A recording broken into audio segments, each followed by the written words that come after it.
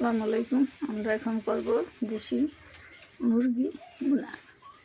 মুরগি ভুনা সবাই তো করেন, আমি কিভাবে করি সেটা এখন দেখাবো। মুরগিটার মধ্যে আদা রসুন পেঁয়াজ কাঁচামরিচ বাটা দিয়ে দিলাম, একটু মরিচের গুঁড়া, একটু ধনিয়ার গুঁড়া, একটু হলুদের গুঁড়া, মাংসটা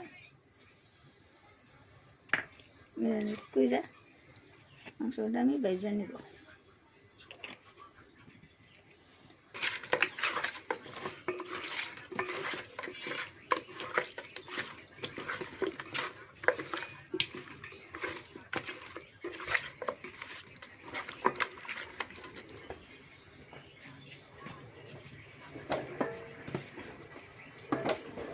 আমি কড়াইতে তেলটা বসাই দিছি, তেলটা আমার গরম হয়ে গেছে।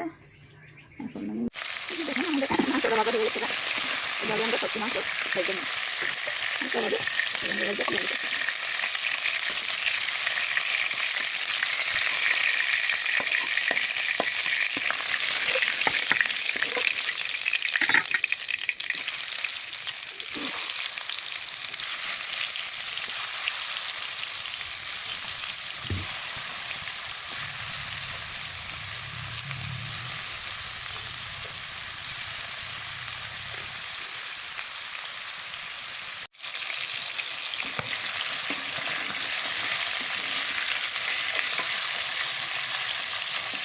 আমাদের মাংসটি সব ভাজা হয়ে গেছে, মাংস ভেজে নিলাম।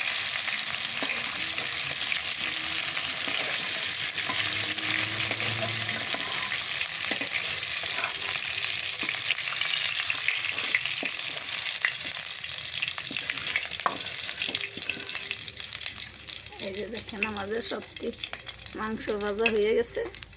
আমরা এখন তরকারিটা বসাই দিই। তরকারি আমরা কীভাবে রান্না করি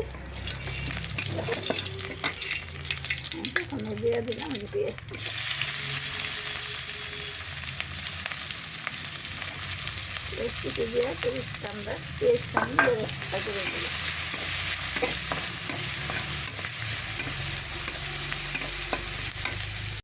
দেখেন আমাদের পেঁয়াজটা ভাজা হয়ে গেছে ব্যবস্থা মতো। আমরা এখন দিয়ে দিব আদা রসুন বাটা, পেঁয়াজ বাটা, কাঁচামরিচ বাটা, সব বাটা দিয়ে দিলাম এখানে।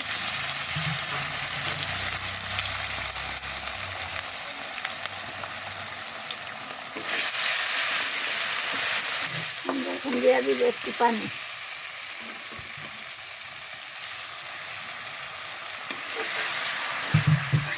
একটু পানি দিয়ে আমরা এখন মশলা দিয়ে দিলাম। দিয়ে দিলাম হলুদের গুঁড়া পরিমাণ মতো, দিয়ে দিলাম ধনিয়ার গুঁড়া, দিয়ে দিলাম মিষ্টির গুঁড়া।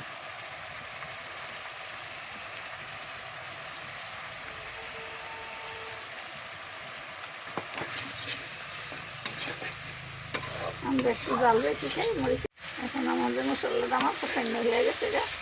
এখন আমি মাংসটা এক করে মাংসটা তেলে দিয়ে আমি মাংসটা এখন কষাই নেব।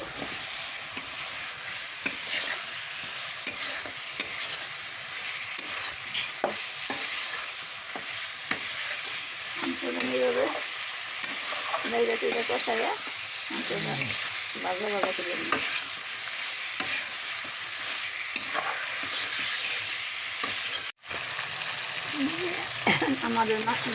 আমার মাংসটা পছন্দ হয়ে গেছে না, এখন ঝোল দিয়ে দেবো।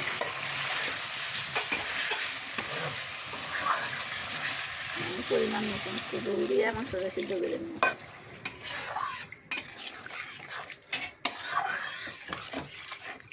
ঝোল যার যার পরিমাণ মতন দম লাগবে, যে যেরকম ঝোল খায় তার সেরকমই দম লাগবে।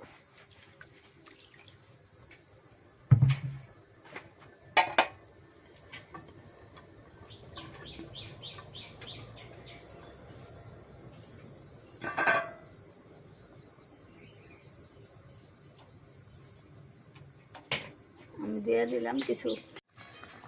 এখন দেখি তরকারিটা আমার অবস্থা, তরকারিটা করা হয়ে আসছে। এখন আমরা কিছু মশলা অ্যাড করবো। আমরা জিরা গরম মশলা সমস্ত মশলা দিয়ে আমরা ফাঁকি করে নিছি। ফাঁকি দিয়ে এখন আমরা গোসের মধ্যে অ্যাড করবো। দিয়ে দিই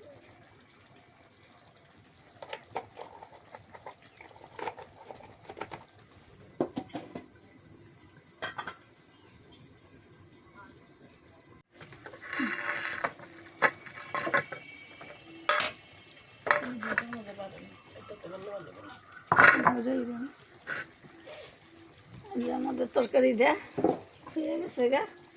এখন তরকারি আমরা নামাই নিলাম।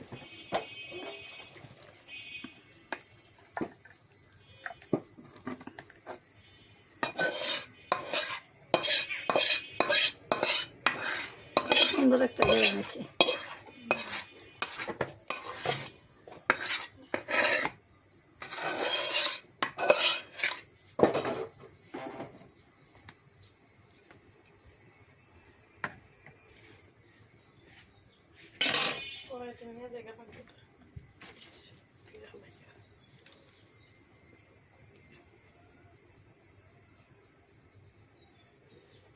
দেখেন আমাদের তরকারিটা কত সুন্দর হয়েছে।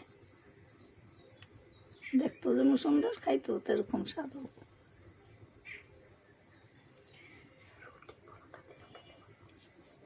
এটা ভাত দিয়েও যেমন খাইতে স্বাদ লাগবো, রুটি পরোটা দিয়েও খাইতে স্বাদ লাগবো।